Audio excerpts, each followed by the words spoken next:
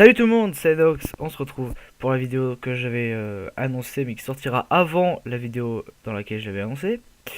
Pour la simple raison que j'ai toujours pas fait le montage des autres.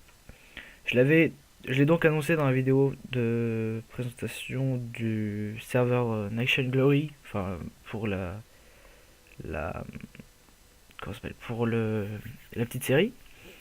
Et je vais du coup mettre cette vidéo là, celle que je suis en train de tourner là, après, avant d'uploader les autres. Donc on se retrouve pour les loteries. Enfin, c'est un petit tuto sur deux systèmes de loterie. Il en existe plein d'autres, hein. Mais voilà, c'est deux petits systèmes. Celui-là je le connaissais avant, celui-là je l'ai fait au fur et à mesure. D'ailleurs j'aurais pu compacter un peu plus. Mais voilà. Ça, faites pas attention, c'est pour mettre le jour à chaque fois. Donc on va commencer tout de suite. Alors ici vous avez un version survie, c'est-à-dire classique, hein, vous n'avez pas grand chose au niveau, enfin pas grand chose de coûteux. Et ici vous avez quelque chose de beaucoup plus technologique, donc enfin technologique dans le sens il y a plus de redstone, plus de coups et c'est un peu plus technique. Un peu plus, c'est pas énormément plus. Donc on va commencer avec la version survie. Pour ceux qui connaissent pas le système de loterie sur Minecraft, c'est le même principe que sur vous savez, les lotos et compagnie. C'est les mêmes types de loterie, hein. Vous jetez un item, enfin vous mettez un item dedans, ou alors vous envoyez une impulsion, hein, c'est au choix, et ça vous donnera un item aléatoire, ou alors vous perdrez. Et si vous gagnez, ça vous donnera un item aléatoire. Alors, on va commencer pour celui-là. Donc, pour jouer, vous prenez n'importe un bloc, un item, n'importe quoi. Ça l'envoie, et il y a eu un bruit de flèche, ça veut dire que je dois baisser les sons. Hop, on va mettre la musique plus bas, master volume là. Voilà. Donc je suis en 1.7.4. Je pense pas que ça change grand chose au niveau de ce système là. Ouais, je pense pas. Donc il y a eu un bruit de flèche, ça veut dire qu'on a perdu et la lampe s'est allumée. Quand la lampe est allumée, ça veut dire que vous pouvez, enfin que vous ne pouvez pas jouer, mais quand elle est éteinte, vous pouvez jouer. Si vous voulez faire l'inverse, ce qui serait plus logique, vous mettez un inverseur et voilà. Donc si j'avais gagné, je vais tenter de gagner d'ailleurs.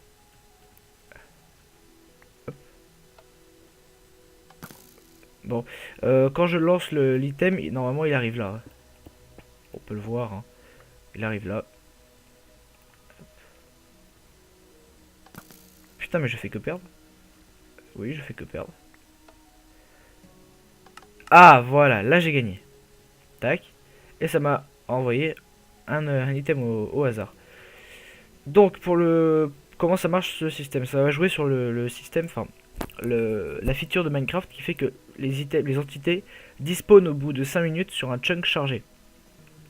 Ce qui fait que lorsqu'on va balancer l'item ici, il va aller sur la plaque de pression, qui va activer le dispenser, qui va tirer soit un bloc, soit une flèche. Quand il tire un bloc, ça active sa plaque de pression, on verra ce qu'elle fait après. Si, ou alors dans un autre cas, il tire une flèche qui va se coller contre le bloc d'en face, donc qui va pas activer la plaque de pression. Et pour le reset, c'est un reset automatique, c'est-à-dire que dès que ces items ont disponé, c'est-à-dire au bout de 5 minutes, vous allez pouvoir relancer. Donc c'est un reset automatique qui est prévu dans le jeu. Après, lorsque vous gagnez, donc la plaque de pression, quand elle est activée, elle va activer ce répéteur qui va envoyer un signal dans, dans toute cette ligne qui va jusqu'à ce dispenser. D'ailleurs, j'aurais dû mettre un dropper qui va jusqu'à ce dispenser qui va vous faire, en fait, c'est le dispenser qui va vous envoyer le loot que vous avez gagné. Voilà, voilà. Pour le système, c'est assez simple, hein. Donc je vais pas le recréer avec vous parce que ça va me prendre trop de temps dans la vidéo. Désolé, mais si vous voulez, je vous le remontre un petit peu, voilà. Ici, par exemple, c'est un bâtiment ou un pan de mur que vous avez, vous balancez et hop, ça va derrière. Hop. Alors, faites bien attention, ne mettez pas un endroit où les gens vont pouvoir sauter et récupérer le bloc. Enfin, vous mettez, par exemple, assez d'espace ou un bloc plus bas comme ça. Histoire que lorsqu'on balance un item, on puisse pas le récupérer. Même là, j'ai mis un bloc pour m'empêcher de le récupérer. Voilà. Après ça, personnellement, j'ai mis pour que vous ayez 50% de chance d'avoir un item. Je n'ai pas rempli la dernière case, sinon ça aurait fait 60% de chance de perdre à peu près, ou de gagner, contre 40. Environ, hein, c'est un petit peu moins. 56% à peu près. Donc pour que ce soit égalitaire, j'ai mis comme ça. Donc 4 stacks de flèches et 4 stacks de dirt. Je l'avais dit aussi que ce serait un tuto qui serait surtout pour les serveurs, parce que vous allez devoir venir vérifier à chaque fois et c'est surtout pour la communauté. Ça m'étonnerait que vous réussissiez à en trouver l'utilité en survival ou sur un serveur, enfin n'importe. Ça m'étonnerait. Sur des maps ou des trucs comme ça peut être intéressant. Mais voilà. Donc je ne pense pas que vous puissiez en avoir grande utilité. Donc pour les chances, vous pouvez par exemple juste mettre 8 stacks de flèches et 1 stack de dirt. Hein. Là, les chances de gagner sont beaucoup plus réduites.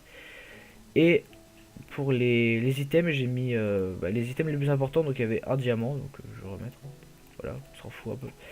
Donc des minerais, c'est-à-dire charbon, j'ai mis iron ingot, gold. J'ai mis une émeraude, une nether star, qui est le gros lot d'ailleurs, avec le diamant, une gold nugget, une bottle of enchanting. Par contre, faites bien attention, faites pas la même connerie que moi. Mettez un putain de dropper à la place d'un dispenser. Parce que si j'avais tiré la bottle of enchanting, enfin, ça tire l'item, pas sous forme d'item, ça ne le balance pas comme ça le tire carrément. Donc du coup, vous aurez des billes d'XP qui viendront vers vous et non pas la bottle. Et à la fin, vu que je savais pas quoi mettre, j'ai mis un bloc troll, donc un bloc de dirt. Donc voilà pour ce système là, il est tout simple. Je pense pas que j'ai besoin de... Ah oui, ne mettez pas de saut par contre. Ne mettez surtout pas de saut si vous mettez un dispenser. Parce que sinon le dispenser va récupérer la flotte. Voilà, ça m'étonnerait que vous mettiez un saut non plus. Mais voilà, je vous le dis. Alors, c'est fini pour celui-là. On passe... Attendez, je vais juste vérifier que... Oui, Camstage, ça tourne bien. Camstage, Audacity, pardon. Donc la version technologique. Comment ça fonctionne? Je l'attrape. Hop. Voilà. Et voilà. Je le mets dedans et dès que ça l'a aspiré, ça va faire le tirage au sort et avec un reset. Donc si vous n'avez rien, si la lampe torche, si la lampe, si la lampe est éteinte et que vous n'avez rien, aucun item qui est sorti, ça veut dire que vous avez perdu, tout simplement. Et ça, voilà, c'est pour ça. Ça veut dire que donc vous avez perdu. Il n'y a pas de bruit spécifique, il y a juste cette indication là. Et on va commencer. Comment je pourrais commencer ça? Bon, on va commencer. À partir du moment où vous mettez dans le chest. Le chest qui est. Vous savez pas, on va tout casser. C'est juste de la déco. Donc le coffre, une fois que vous le mettez dedans. Oula, mon casque. Je sais pas si vous l'entendez. Voilà, c'est bon. Les petits grésillements des fois. Alors, vous mettez dans le coffre. Ça va aller dans ce hopper. J'ai mis deux hoppers histoire d'être plus loin de ce système pour pas avoir de soucis. J'aurais pu le compacter un petit peu plus, je m'en rends compte, mais je trouve qu'il est suffisamment compact comme ça. Donc j'ai mis un item, j'ai mis deux hoppers, donc ça va envoyer là, là. Ça va l'envoyer dans ce dropper qui est dirigé vers le sol, vers la lave. Et l'item, le bloc que j'ai envoyé, y est toujours, vous allez voir pourquoi. Ça va laisser activer ce comparateur qui va éteindre cette torche, qui va du coup laisser débloquer ce hopper qui va se vider à l'intérieur de celui-là. Avec ce petit système, je sais pas si vous vous souvenez sur la Xmob que j'avais utilisé pour pouvoir faire un switch d'un côté à un autre. Donc ce hopper va rester bloqué et celui-là va pouvoir se vider. Lorsque celui-là sera comment dire, oula. Lorsque celui-là sera entièrement rempli, donc celui-là vide, ça va donc comment dire, ça va désactiver temporairement. Voilà, juste un tick. Ça va, enfin 0,4 tick. Non, enfin 0,4 secondes plutôt. Ça va désactiver ce comparateur qui va, non, qu'est-ce que je dis? Oui, ça va désactiver pendant un petit temps ce comparateur qui va éteindre et rallumer cette torche. Qui va donc, d'ailleurs j'ai mis beaucoup de fils, mais en fait ça sert à rien parce que si j'avais fait genre ça ou ça, c'est pareil, ça aurait été, ça aurait fait le même effet. Donc ça va allumer un coup, ce qui fait que ça va tirer le dropper. Et donc ça va tirer le dropper et donc ça va reset. Donc pour le tirage au sort, vous allez voir que normalement c'est reset. Non, j'ai fait une connerie dans le système, je parie. Je le... What the fuck? Ah oui, non, d'accord. Et lorsque... Mais attendez, j'ai un bug là ou quoi? Oui, apparemment j'ai un bug. Non, non, oui, d'accord. Non, non, j'ai rien dit. Le reset n'est pas encore fait. Le reset, c'est lorsque... Enfin, on va faire ça déjà. Je me perds un peu. Donc, vous avez ce système-là. Donc, un dropper avec un hopper qui va à l'intérieur. Lorsque un seul item va être envoyé d'ici à ici, ça va envoyer du courant. Donc là, avec le système de base. Et de l'autre côté, avec un fil qui va te faire tirer ce dropper. Lorsque ce dropper va tirer, il va créer soit... Il va tirer soit une wooden... Enfin, ouais, soit une wooden sword, soit, soit un bloc. Donc là, pour le coup, il a tiré une wooden sword qui a fait que j'ai gagné. Puisque un item, je le répète, un item envoie 1 d'impulsion et un item stackable envoie 1 d'impulsion et un item non stackable en envoie 3. Pour économiser un petit peu de place dans le circuit, j'ai pris 2 à la place de 3. Remarque, ça aurait été... Non, non, ça aurait pas été pareil. Lorsque ça fait 2 de longueur, vous avez donc ce répéteur qui récupère le courant, qui envoie... Donc voilà, le reset a été fait, je vous expliquerai pourquoi. Ça envoie dans ce dropper qui vous envoie la même chose qu'il y a là-bas en fait. La même chose qu'il y a à la deuxième. Voilà. Et qui va vous envoyer à travers ce bloc de quartz, va vous envoyer un item.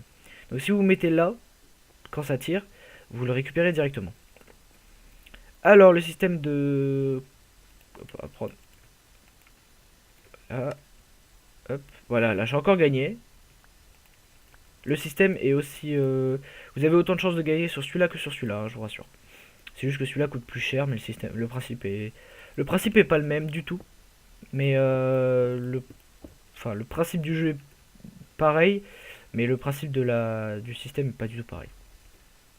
Donc pour le système de reset, c'est lorsque ces blocs auront fait un aller et auront fait un retour, qui vont pouvoir, comment dire, qui vont pouvoir, je sais pas comment l'expliquer, c'est assez compliqué. Cette torche va être activée quand celui-là se sera entièrement vidé, puisque ça va être reset et le comparateur va s'éteindre, cette torche va s'allumer, ce comparateur va se faire bloquer. Ce hopper va se faire bloquer dans l'autre sens, il ne pourra plus envoyer après, mais il pourra quand même les récupérer. Ce qui fait que tous ces blocs, une fois qu'il sera entièrement plein, vont se revider dans l'autre sens, et lorsqu'il sera entièrement vidé, il n'enverra plus de courant, ce qui va désactiver ce, ce fil qui va permettre au hopper de se vider et va reset entièrement le système. Oh, c'était ouais. Ça va désactiver ce courant là, ça va désactiver ce courant là, et toute la machine va se remettre à zéro. J'ai eu peur au début d'avoir fait une connerie quand je vous ai dit tout à l'heure que ça s'était pas éteint et que c'était pas normal, mais en fait si c'était normal, c'est juste moi qui suis pas assez patient. Donc j'ai mis 5 stacks de sandstone parce qu'il y en a partout. Non, mais c'est pas qu'il y en a partout, c'est surtout que je sais pas, il y avait des blocs. Fallait que je prenne un bloc stackable, j'ai pris ça au hasard, donc il n'y a pas d'importance. À partir du moment où ce sont des blocs stackables, hein, vous le mettez dedans. J'en ai mis 5 stacks de façon à ce que le reset soit le plus long possible. Donc si vous voulez avoir le calcul, vous faites 5 x 64, le résultat vous le mettez x 0,4 et vous aurez le nombre de secondes qu'il faut pour le reset. What the fuck. Donc là ça a tiré mais j'ai pas compris pourquoi. J'ai pas compris où surtout en fait. Je sais pas, j'ai peut-être rêvé. Et pour le système de la lampe, c'est tout simple, hein, j'aurais pu le faire passer par dessous d'ailleurs, j'aurais pu économiser encore de la place. Et là toi. Ouais voilà, on aurait pu faire comme ça, tac, ça aurait été pareil. Voilà, donc là, ça aurait été pareil, on aurait gagné un peu plus de place. Mais le système est le même. Donc pour la lampe, donc ça va faire que lorsque ça va envoyer, ça va obligatoirement envoyer 1 ou 2. Et ça va envoyer minimum 1, donc c'est suffisant pour récupérer le courant, enfin pour enlever cette torche qui va envoyer jusqu'à la lampe. Donc voilà, tout simplement. Je pense avoir fini pour ce petit tuto. Donc pour ceux qui ne connaissaient pas, c'est pas un système qui est très répandu, hein, les loteries. Euh, c'est pas très, c'est pas très connu des communautés en fait de Minecraft. On en retrouve assez peu sur le jeu. Mais ça a vraiment un intérêt quand vous êtes en serveur avec une communauté qui peut avoir, qui doit se développer, ça peut vraiment aider et donner un côté sympa. L'avantage de ce système là, c'est qu'il est un petit peu plus autonome que l'autre. Enfin, je le trouve plus autonome dans le sens où il est plus automatisé, c'est plus sûr. Alors que là-bas, par exemple, un chunk décharge, enfin, si le chunk est déchargé, vous êtes sûr que vous allez mettre 20 ans avant que la machine se reset. Alors que celle-là, les systèmes de hopper, des fois, ça fait charger les chunks pour rien. Enfin, à vous de voir. Hop, hop, fail. Voilà. Je préfère celui-là que celui-là, perso. Parce que celui-là, au moins, vous pouvez contrôler le temps, vous pouvez absolument tout contrôler. Alors que celui-là, le temps, c'est le temps de Minecraft, c'est 5 minutes. Donc voilà. Pour les épisodes de la série, donc que vous ne verrez pas, que vous n'avez pas encore, enfin je n'ai pas encore sorti à l'heure où je sors cette vidéo.